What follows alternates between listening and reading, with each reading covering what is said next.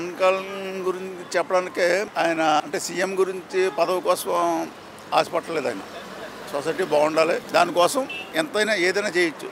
ఆయన అనుకున్నది చేయగలడు, అందరికీ అందుబాటులో ఉంటాడు, పేదలను ఆదుకునే ఒక ముఖ్యమైన పెద్దది.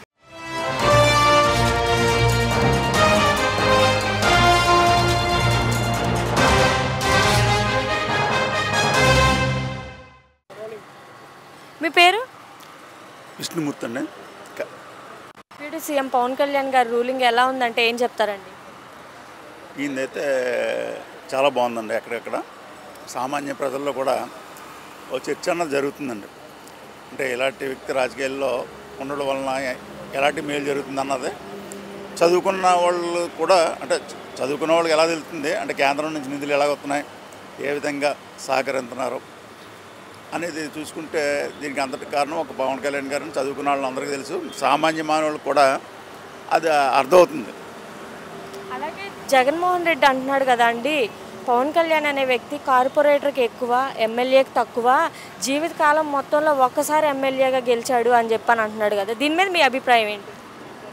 అది అతను యొక్క అహంకారానికి నిదర్శనం. అది ఎందుకంటే అండి, ఇతను ఒక సీటుతో మొదలయ్యి తర్వాత 21 సీట్లు సాధించి 100% స్ట్రైకింగ్లో ఈయనుంటే ఆయన 151 సాధించి ఈ రోజున 11 సీట్లలో అంటే ప్రతిపక్షంలో కూడా లేకుండా ఉండడం అన్నది అతని యొక్క విజ్ఞతకి అది ఇది దాన్ని వేరే మనం చెప్పుకోవాల్సిన లేదు.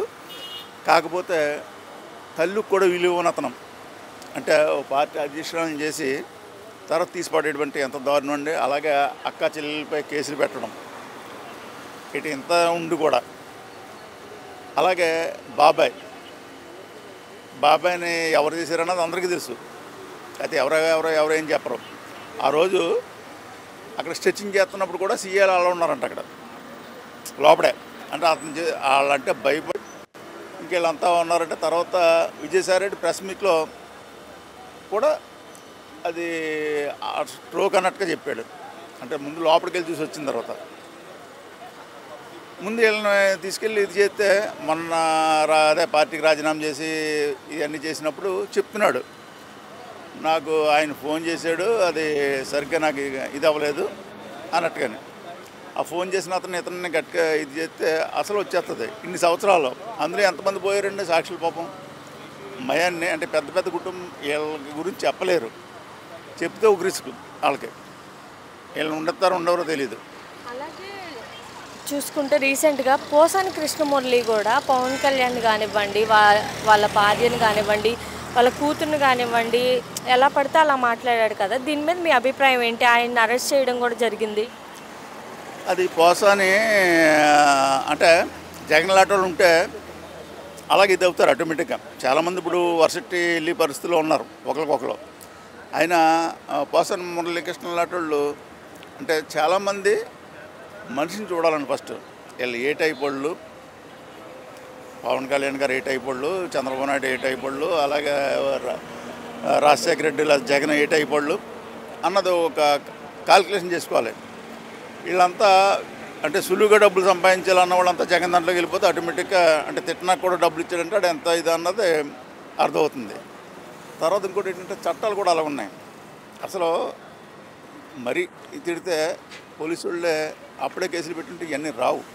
అంటే అప్పుడు కేసులు పెడితేనేమో వీళ్ళు మాట వరుసకు అన్నట్టుగా ఉంటుంది, ప్రజలకు నమ్మకం పోతుంది చట్టాల మీద.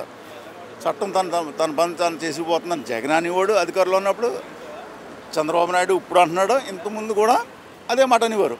కానీ జగన్ చెప్తే నడిచేది సీఎంగా ఉండగానే, ఇప్పుడు వీళ్ళు చెప్తే నడుతుంది అన్నట్టుగా ఉంటుంది తప్ప అసలు చట్టం అన్నది ఎవరు తప్పు చేసినా ఇప్పుడు ఇవన్నీ జరగవు. ఇంతమంది వీళ్ళు బలైపోయి ఉండరు.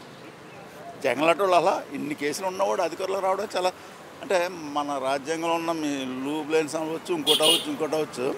అలాంటి వాళ్ళు సీఎం అవడం అంటే అన్ని సంవత్సరాలు జైల్లో ఉంటే ఈ రోజుల కింద అవుతున్నాయి. ఇప్పుడు ఎలా ఉందండి జగన్ పరిపాలన అనేది? గత 5 సంవత్సరాలు చూసారు కదా, గత 5 సంవత్సరాలు ఎలా అనిపించింది అంటే ఏం చెప్తారు? దానికి నిదర్శనం రోడ్లే. ఎంత బాధపడ్డారో ఎన్ని దాన్ని ఆటో వాళ్ళు కానీ అందరూ అంటే చిన్న చిరు వ్యాపారాలు చేసుకునే వాళ్ళంతా మామూలుగా ఇబ్బందులు పడలేదు.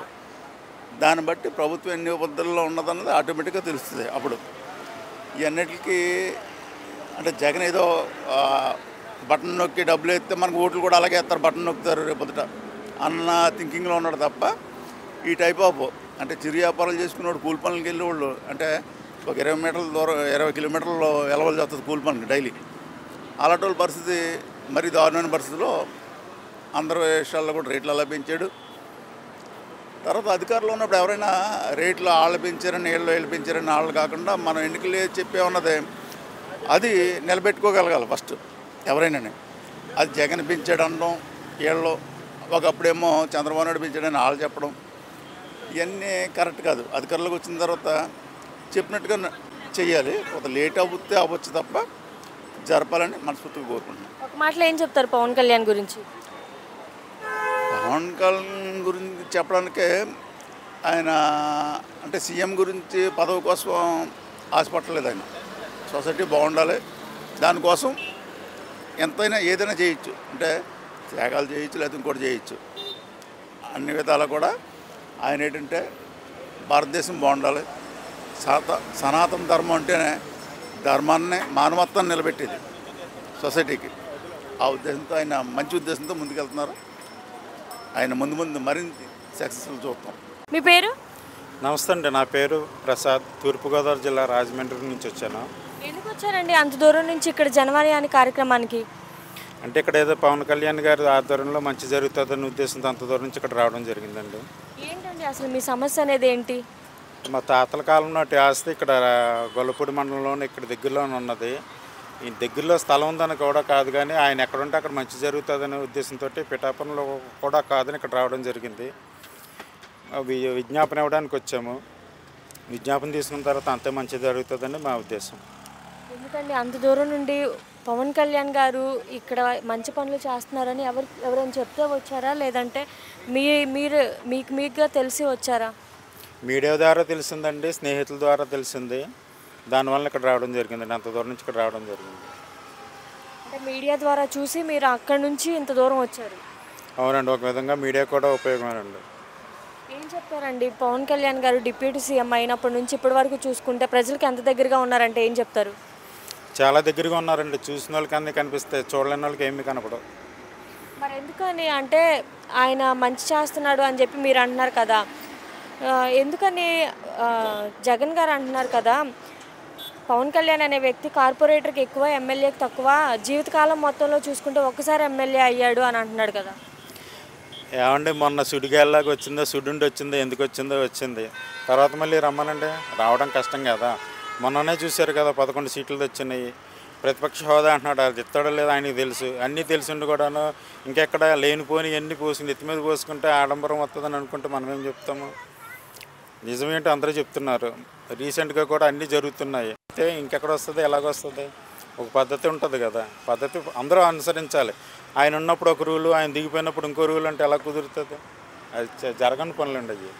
అలాగే మీరు రాజమండ్రి నుండి ఇక్కడ ఈ మంగళగిరి పార్టీ ఆఫీస్కి వచ్చారు. పవన్ కళ్యాణ్ గారు మీ సమస్య అనేది గుర్తించి మీలాంటి వాళ్ళకి సమస్యలు సాల్వ్ అనేది చేస్తారని నమ్మకం ఉందా? 100% అండి, చేస్తారని నమ్మకం ఉన్నది. రీసెంట్గా చూసుకుంటే అసెంబ్లీలో బడ్జెట్ సమావేశాలు జరిగినాయి. రైతు భరోసా కింద రైతులకి ప్రతి ఏటా 20,000 ఇవ్వాలని చెప్పి, తల్లికి వందనం అని చెప్పి, ఇంట్లో ఎంతమంది పిల్లలు ఉన్నా అంతమంది పిల్లలకి 15,000 చొప్పున ఇవ్వాలి అని అంటున్నారు కదా. ఎలా అనిపించిందండి? గతంలో కూడా చూసారు ఈ బడ్జెట్ సమావేశాలు అనేది, ఇప్పుడు చూస్తున్నారు కదా, గతానికి ఇప్పటికి తేడా ఏంటంటే ఏం చెప్తారు? దానికి దీనికి చాలా తేడా ఉందండి. ముఖ్యంగా చెప్పాలంటే మీకు అందరికీ తెలిసేలాగా పెన్షన్ అనేది పొద్దున అందరూ వెళ్ళి, ఇదివరకు ఇచ్చిన వాలంటీర్లు కాకుండా వీళ్ళంతా స్వచ్ఛందంగా అధికారులు వెళ్ళి, మంత్రులు, బాధ్యత గల వ్యక్తులందరూ ఇంటికి వెళ్ళి ఇవ్వడం జరుగుతుంది. దానివల్ల అందరికీ ఉపయోగంగా ఉంటుంది, నలుగురికి తెలుస్తుంది. ఎవరెంతో లబ్ధి పొందింది అన్నది కూడాను వాళ్ళకి అందరికీ తెలుస్తుంది. ఏం చెప్తారు పవన్ కళ్యాణ్ గారి గురించి? ఏం చెప్పినా తక్కువేనండి. ఆయన అనుకున్నది చేయగలడు, అందరికీ అందుబాటులో ఉంటాడు, పేదలను ఆదుకునే ఒక ముఖ్యమైన పెద్ద దిక్కని నేను అనుకుంటున్నాను. అంటే రాబోయే రోజుల్లో ఈయన కూడా ఏమన్నా అంటే కరప్షన్లోకి వెళ్ళే ఛాన్స్ ఉందంటారా, లేదంటే ఇలానే ఉంటారంటారా? ఆయన డబ్బులు తీసుకునే వ్యక్తి కాదు, డబ్బులు కమ్ముడిపోయే వ్యక్తి కాదు. అంతమంది చెప్పడానికి ఏం లేదు.